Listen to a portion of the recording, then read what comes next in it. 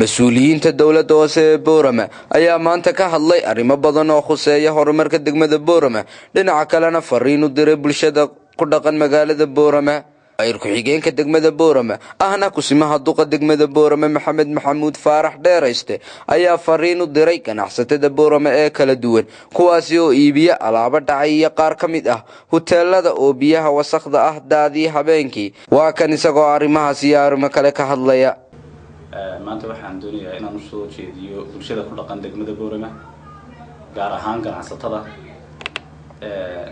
laba qodob oo muhiim ah oo kala ah oo labada qodob ay ku saabsan yihiin fayadhowrka labada qaybood ee fayadhowrka aan doonayaa inaan ka hadlaa ka koobaad wuxuu yahay qolada maqaaxiyaha iyo qolada faaradaha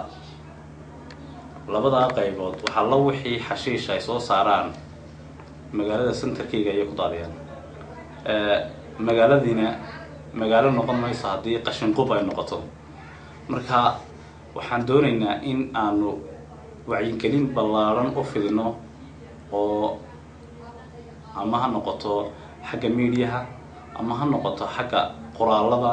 inaanu si toos ah ugu gudbino qolada maqaaxiyaha iyo qolada faaradahaba oo aan uga dhigayno digniinka madambaysa ah cidii lagu arko in iyada oo magaalada wax ku dhaxdaadinaysa waxa jirta in faaradii iyada oo muraayada googoysay oo daaqada muraayada sameysay ayaa waxa la wixii xashiish iyo jajab yar xarxaray oo dhanba suuqii Boorama ay ku dhaxdaadinayaan gaadiidkii ma marayo dadkii ma marayo cid kastoo meesha martaa way cawaraysaa qolada kale maqaaxiyuna intay wax la wixii biyo ah oo dhan ururiyaan iyo caawa tobanka wixii ka dambeeya suuqii ku rusheynayaan bari waxaad soo kaxaysaa magaaladii nooc kale warays sala ajligeed labada group waxaan doonaynaa inaan digniinka madambaysa siino haddii ay ku waantoomi waayaan digniintaasi tallaabo sharciga waafaqsan baa laga qaadayaa marka bulshada labada ka ganacsata waxaan leenahay dadkiina u tudha magaaladiina u tudha bilicda magaalada hagaajiya waajib baa inaga saaran in aad fayadhowrka iyo quruxda iyo bilicdaba ka shaqeysaan geesta kale xogayaha dowladda hoose ee Boorama Xasan Yuusuf Riiraash ayaa fariin u diray ganacsatada bakhaarleyda ah kuwaasi oo caadeystay in raashinka iyo alaabaha dhacay ay dadka ka iibiyaan iyagoo shaambada cusub ku jiidaan alaabta kala duwan boqolkiiba 20 ayuu dakhligu sare u kacay sanadkan 2014 waxa kaloon ka shaqeynaa waxa jira qaybta hayjiinta oo hoos timaada arrimaha bulshada waxyaabaha dhacay sida caanaha nacnaca bushidka wixii caruur ama wixii dhaco dhanba sharaab oo dhan shaqaalaha hayjiinta soo wareega waa la ganaaxaa qofkii lagu arko imina fariiman xagan uga diraynaa in qof walba iska ilaaliyo waxa dhacay ama lagu arko meheradiisa in ganaax iyo xarig la isugu dari doono tan centerka magaalada dhexmarta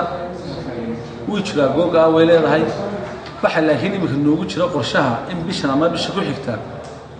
ay marka hore noo qorshaysneen inaan wax ka qabanno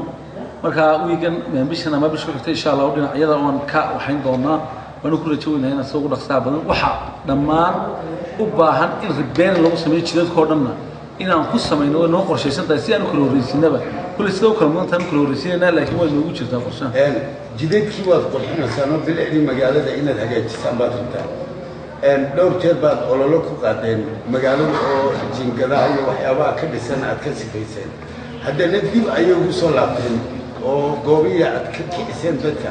way ku soo noqdeen arrintaana maxaad ka qaban doontaa horta bilicda magaalada habeen iyo daraar baan ka shaqeynaa way jiraan goobo aan dadkii ka kaxayno oo si dhuumasho ugu soo noqdeen uma ogolin laakiin waxa sida ugu soo noqdo dhuumasho waan ka qabanaynaa insha Allah si hore u soo celin doonaa mas-uuliyiinta ayaa ku baaqay in howlgalkan ay bilaabayaan maalinta sabtida ah ee soo socota bakhaarka ay ku arkaan alaabta dhacday in ay tallaabo sharciga waafaqsan ka qaadi doonaan waa Cabdifataax Bashiir Cabdifataax Miye shabakada wararka ee Togdheer magaalada Boorama.